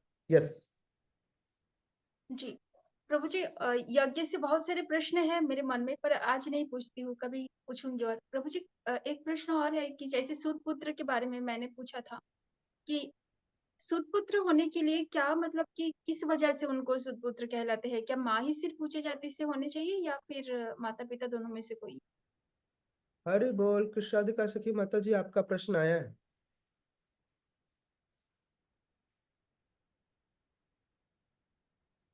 यस प्रभु जी, कुछ कहा प्रभु जी? कौन सी दुनिया में थे आप, क्या सोच रहे थे? नहीं प्रभु जी। जी जी प्रभु जी। प्रीति माता जी ने कहा व्यक्ति सूत पुत्र कब होगा, जब दो विजाती लोग विवाह करेंगे, या इसके लिए सिर्फ माँ ही कारण है कि माँ जब ऊंची जाति की होगी तभी हम सूत पुत्र होगा? सूत पुत्र किसके कहते हैं, उत्तर दीजिए। अ, किसी भी वर्ण के दो लोग जब मिलते हैं तो उनके बच्चे को सुतपुत्र ही कहा जाता है। लेकिन ऐसा कोई ये कारण नहीं कि माँ ऊंची जाति की हो पिता नीची जाति का हो, ऐसा इसमें कुछ लागू नहीं होता। दोनों के वर्ण चेंज होंगे, दोनों के धर्म अलग है, तो वो होने वाला बालक सुतपुत्र ही कहलाएगा। लेकिन आपने तो कहा था कि अगर लड़का ब्राह्मण और लड़की क्षत्रिय है और उनका विवाह वैदिक परंपरा से हुआ हो तो लड़का सुतपुत्र कैसे होगा? ऐसे तो बहुत सारे एग्जाम्पल्स हैं जिसमें। प्रभु जी, वो विवाह की स्थितियां हैं। जिस विवाह की स्थिति की बात कर रहे हैं वो अनुलोम प्रतिलोम विवाह की स्थिति की बात कर रहे हैं। हाँ ठीक है, तो अगर अनुलोम विवाह परिस्थिति हो तो अनुलोम विवाह की परिस्थिति में क्या सूतपुत्र होगा या नहीं होगा? प्रभु जी, दोनों स्थिति में होने वाला बच्चा तो स्वधर्मी तो है ही नहीं ना प्रभु जी, वो तो सूतपुत्र ही कहलाएगा ना। वो बालक क्या कहलाएगा, होने वाला बालक? रिसर्च रिसर्च वाला पॉइंट है, फिर से इस पर थोड़ा सा आप रिसर्च कीजिएगा। हाँ, थोड़ा सा इस पर रिसर्च जी। कीजिए।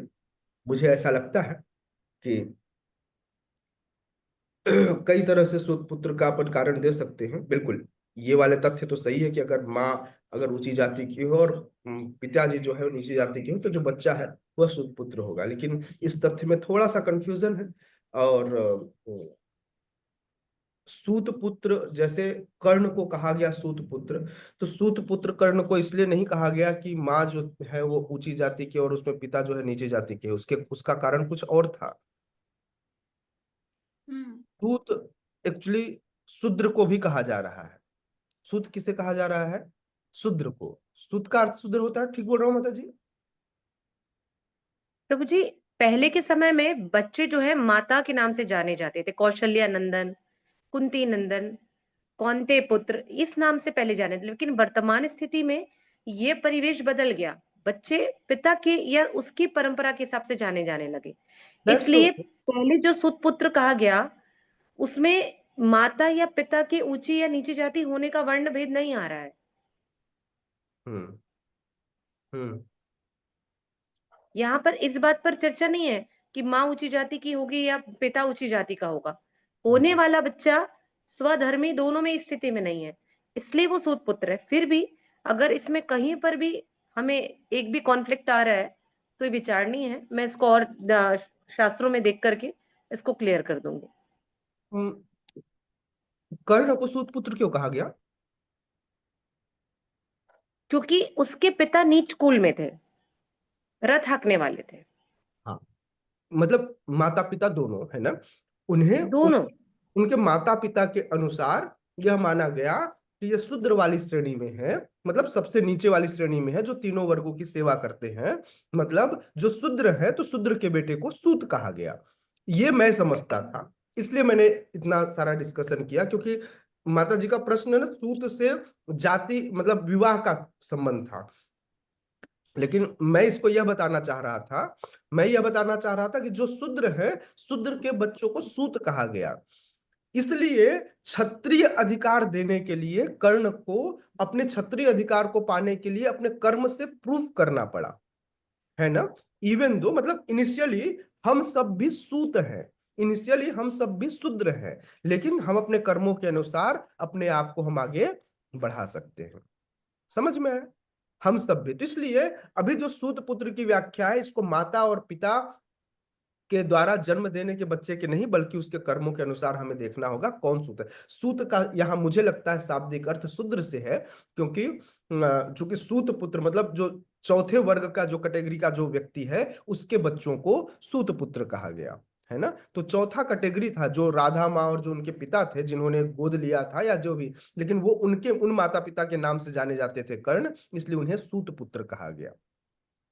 ठीक है। और भी इसमें कुछ होगा तो अपन इस पर और भी चर्चा कर लेंगे। ओके। यस, आयुषी मैया कुछ कहना चाह रही है लास्ट। ठीक है प्रीति मैया, इस पर और भी कुछ होगा तो अपनी विवेचना आप मुझे भेजिएगा, अपन इस पर चर्चा करेंगे। हाँ, आप माता जी से बात कर लीजिएगा पर्सनली। माता जी बहुत इस पर आप पर्सनली उनको फोन करके बात करेंगे तो आपको समझ में आएगा। माता जी ने इस पर बहुत रिसर्च किया हुआ है, इसलिए मैंने माता जी से इस पर बात किया। तो आप अपने तर्कों के साथ माता जी से बात कर सकती हैं। जी जी प्लीज। हाँ प्रभु जी, मुझे ये जानना था कि जैसे कि कहते हैं कि जो पितृपक्ष होता है उसमें यदि सेम कास्ट में यदि शादी नहीं होती है, जैसे कि ब्राह्मण ब्राह्मण से, क्षत्रिय क्षत्रिय से, तो पितरों को पानी नहीं अर्पित होता है या पितर फिर से आते हैं पृथ्वी लोक में, तो क्या ये बात सत्य है? आप कर सकते हैं, है ना। ऐसा सत्य तो है, क्योंकि दो कुल एक साथ मर्ज हो जाते हैं, चीजें हो जाती हैं, तो सत्य तो है, इसमें कोई दो राय नहीं है। लेकिन फिर भी कुछ तथ्य ऐसे हैं, वैष्णविज्म में चीजें ऐसी हैं कि हमें करना चाहिए, लेकिन कौन करेगा इसकी कुछ लिस्ट है, जिस लिस्ट के बारे में भी व्याख्या कृष्णाधिका सखी माता जी करेंगी। आप उनको पर्सनली कॉल कीजिएगा, वो आपको इस पर सारा विवरण देंगे, एक लंबा चौड़ा विवरण देंगे कि कौन कर सकता है और कौन नहीं कर सकता, क्योंकि श्राद्ध पर भी रिसर्चर वही है ना, मूल रिसर्चर वही है। तो श्राद्ध और पितृ पर जो है मूल रिसर्चर वही है, तो रिसर्च करके आपको बता सकेंगे कि एक्चुअली किस किस पीढ़ी के और कौन कौन, लड़कियां कब कर सकती हैं और लड़के कब कर सकते हैं, इवन दो लड़कियां भी करती हैं, है ना, लेकिन कौन सी परिस्थिति में करते हैं, कब करते हैं, इस पर भी मूल रिसर्च वही देंगी, है ना। क्योंकि ये बहुत बड़ा तथ्य नहीं है, स्पेशली वैष्णवों के लिए तो नहीं। हाँ, लेकिन वैष्णवों को करना अवश्य चाहिए, लड़की भी कर सकती है और लड़का भी कर सकता है। कैसे करना चाहिए उसके लिए प्रोसेस कर्मकांड से बहुत सिंपल है और बहुत आसान है, तो वो किया जा सकता है बहुत आसानी से। प्रभु जी हरि बोल। हरे कृष्ण। Thank you. हरे कृष्णा। प्रभु जी एक मिनट, और अनु माता जी क्या कहना चाहती हैं, थोड़ा बोलेंगी? बोल नहीं सकती है? नहीं, मैं पढ़ लेता उन्होंने हूँ कुछ कुछ लिखा है। क्या लिखा है, देखता हूँ।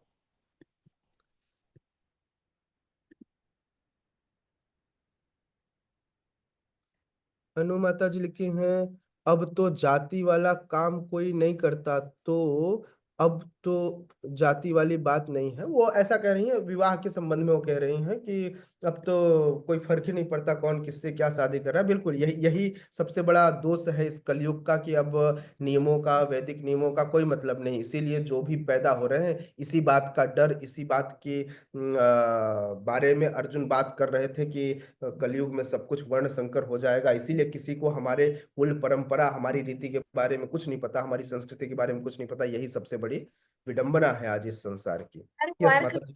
नहीं करता, जी मैया।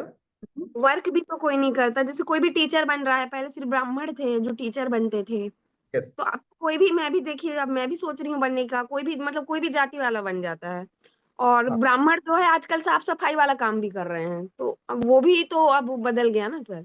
इसीलिए श्रीमद् भगवद गीता के चतुर्थ चैप्टर में भगवान कहते हैं चतुर्वर्ण माया सिस्टम गुण कर्म विभाग से। इस माया सृष्टि में कौन क्या करेगा, कौन कौन सा वर्ण का माना जाएगा, यह उसके कर्म बताएंगे। यदि आप टीचिंग करती हैं, यदि आप पढ़ाती हैं, तो सबसे पहले ब्राह्मणत्व का गुण आपके अंदर विकसित करना होगा आपको, यह हमारी जिम्मेदारी है। लेकिन आज परेशानी यह है, कल मैं अपने एक मित्र से बात करता, बोले मेरे चाचा जो हैं वो भगवत गीता के टीचर हैं। बोले हाँ, लेकिन भगवान को नहीं मानते। मैं बोला ये कैसा भगवत गीता का टीचर है।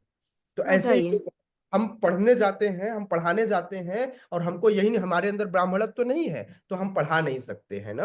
लेकिन फिर भी अब क्या करें, कलयुग का सिस्टम ऐसा ही है, कलयुग में लोग ऐसे ही हैं, है ना। तो इसलिए यहाँ पर किसे ब्राह्मण माना जाए, ब्राह्मण जो ब्राह्मण का कार्य करे उसे ब्राह्मण माना जाए। जो क्षत्रिय का कार्य करे, न कि जन्म से वह सिंह लिख दिया तो क्षत्रिय है, जन्म उसने शर्मा लिख दिया तो वो ब्राह्मण है, नहीं, ऐसा कोई बात नहीं है। इसे द्विज बंधु कहा जाता। हो सकता है उसके दादा ब्राह्मण रहे हो, लेकिन उसका बेटा, जैसे अश्वत्थामा जो है वह द्रोण का पुत्र था, द्रोण जो है वो ब्राह्मण थे, लेकिन अश्वत्थामा को द्विज बंधु कहा गया, उसे ब्राह्मणत्व की उपाधि नहीं दी गई। यह मैं द्वापर युग की बात बता रहा हूं। फिर कलयुग में कैसे संभव है, जब यहाँ पर ब्राह्मण मांस मटन मदिरा आदि सब कुछ कर रहे हैं और कार्य शूद्रों वाला कर रहे हैं, तो ऐसे व्यक्ति को हमें शूद्र मानना चाहिए, ब्राह्मण नहीं। पर आजकल तो सर लेकिन ब्राह्मण कभी पूछेगा तिथि या कुछ भी, उनको कुछ पता नहीं रहता है। वही तो मैं भी कह रहा हूँ कि इसलिए इसको मैं ब्राह्मण नहीं मानता। पूछूंगी, उनको एकादशी नहीं पता होता, उनको कुछ भी नहीं पता रहता उन्हें। अजब से मतलब आजकल सब चेंज ही हो गया है। ठीक कह रही हैं। माता जी, इसमें केवल परिवेश और संस्कार की बात है, ठीक है। इसके लिए किसी व्यक्ति विशेष को दोष नहीं दिया जा सकता। नहीं, हम परिवार दोस्त संस्कार दोस्त क्या दे नहीं रहे रहे हैं, हैं, हम बोल और रहे हैं कि विवाह के आजकल संबंध में, नहीं माता जी, विवाह के सुनिए संबंध में वर्णाश्रम दोस्त व्यवस्था बहुत सुनिए मेरी महत्वपूर्ण बात। है। नहीं नहीं, मैं आपको दोष नहीं दे रही हूँ या उनको भी नहीं दे रही हूँ। विवाह के संबंध में वर्ण व्यवस्था महत्वपूर्ण है। कौन क्या कर रहा है ये देखने के लिए हम नहीं है, परिवार संचालन करने के लिए हम उत्तरदायी हैं। यदि हम गृहस्थ हैं तो हमें ये देखना होगा कि यदि आपने कहा ना कि ब्राह्मण ब्राह्मण का कार्य नहीं कर रहा है, लेकिन शूद्र यदि ब्राह्मण का कार्य कर रहा है, तो मुझे मुझे देखना पड़ेगा वो द्विज श्रेष्ठ बन सकता है या नहीं, वो विष्णु भक्ति करता है या नहीं, वो द्विजोत्तम है या नहीं, ये पहले मुझे देखना है। तब मैं अपने परिवार को आगे बढ़ाने के लिए उसके बारे में सोचूंगी। लेकिन एक ब्राह्मण यदि दारू पी रहा है, मांस खा रहा है, विष्णु तत्व को नहीं मान रहा है, तो वो कितना भी बड़े गोत्रज हो, उससे विवाह संपन्न नहीं किया जाएगा, है ना। तो यहाँ पर हमारे वैष्णव परंपरा में, गौड़ी संप्रदाय में ये बात कही गई है विष्णु पुराण के पद्म खंड में, शूद्रो यति वेतरा, यानी शूद्र से भी नीच कुल का यदि कोई व्यक्ति होगा, यदि वो विष्णु भक्ति करता है, तो वह उस ब्राह्मण से भी श्रेष्ठ है। ये बात लिखी गई है ना। तो हम यहाँ पर व्यक्ति के क्रियाकलाप को महत्वपूर्ण नहीं दे सकते, व्यक्ति का आचरण। और विवाह परंपरा के लिए परिवार उत्तरदायी होता है, परिवार की संस्कृति संस्कार उत्तरदायी होती है। इसमें सबसे अधिक महत्वपूर्ण माता का आचरण होता है कि माता ने क्या आगे बढ़ाया है, तब हम कह सकते हैं, है ना। तो मैं किसी को दोषारोपण नहीं कर रही हूँ, मैं पहले भी नहीं और अभी भी नहीं। आज की स्थिति में बात ये आती है कि हम क्या स्वीकार, हम खुद को सुधार रहे हैं कि हम दूसरों को देख रहे हैं। यदि मैं खुद को सुधार रही हूं तो मैं परिवार सुधारूंगी, मैं दूसरों को देखूंगी तो मैं कुछ नहीं सुधार सकती, ये वाली बात आती है। खत्म हो चुका है, किसी को शास्त्र में इंटरेस्ट नहीं, या पुरानी जो भी अपनी सभ्यता था उसको कोई बनाए रखना नहीं चाहता। क्लियर तो मैं माता बताऊं जी, ये ये आपकी सोच है। अगर नहीं ऐसा मेरी होता तो 1.1% लोग इस्कॉन में नहीं जुड़े होते। आप आज हमारे इस ग्रुप में, श्रीमद् भगवत गीता के ग्रुप में लगभग 200 लोग जुड़े हैं, जुड़ते 20 ही लोग हैं। क्यों? ये 0.1 का रेशियो है। तो हम 20 लोगों को शास्त्र में इंटरेस्ट है, कृष्ण में इंटरेस्ट है, कृष्ण चर्चा में इंटरेस्ट है, इसलिए हम यहाँ पर है, राइट। आपको ये देखना पड़ेगा हमारा रेशियो कितना है, हमारा रेशियो कितना है, ये महत्वपूर्ण है।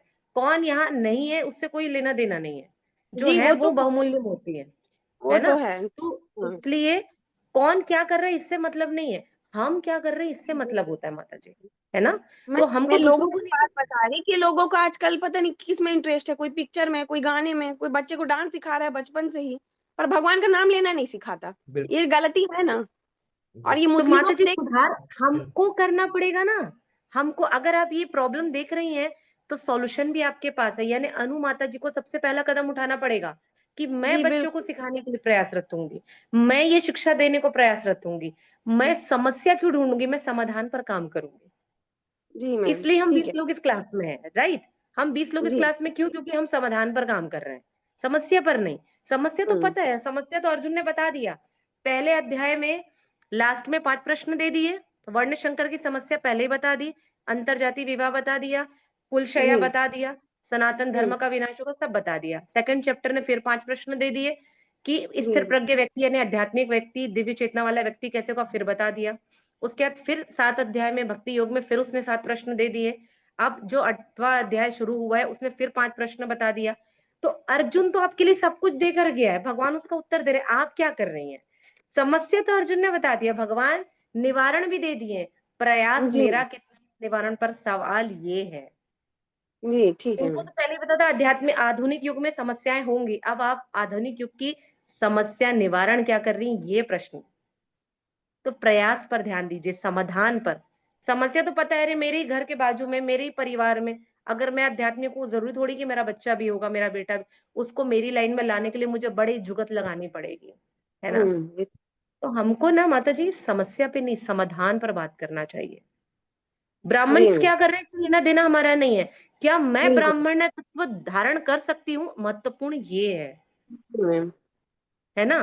कौन वर्ण शंकर उत्पन्न करेगा, ये तब की बात आएगी जब अंतरजाति विवाह होगा। अंतरजाति विवाह में भी ये महत्वपूर्ण होगा कि मेरी सोच विष्णु और भक्ति की है, कि मेरी सोच शूद्रों की है, कि मेरी सोच क्षत्रिय वैश्य की, ये महत्वपूर्ण है।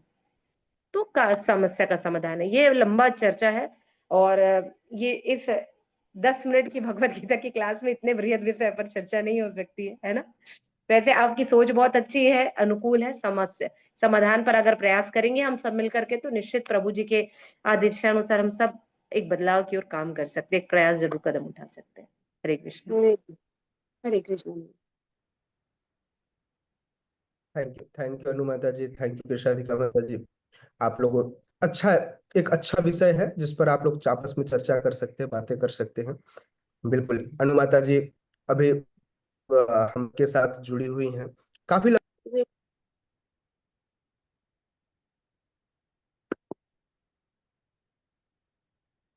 I think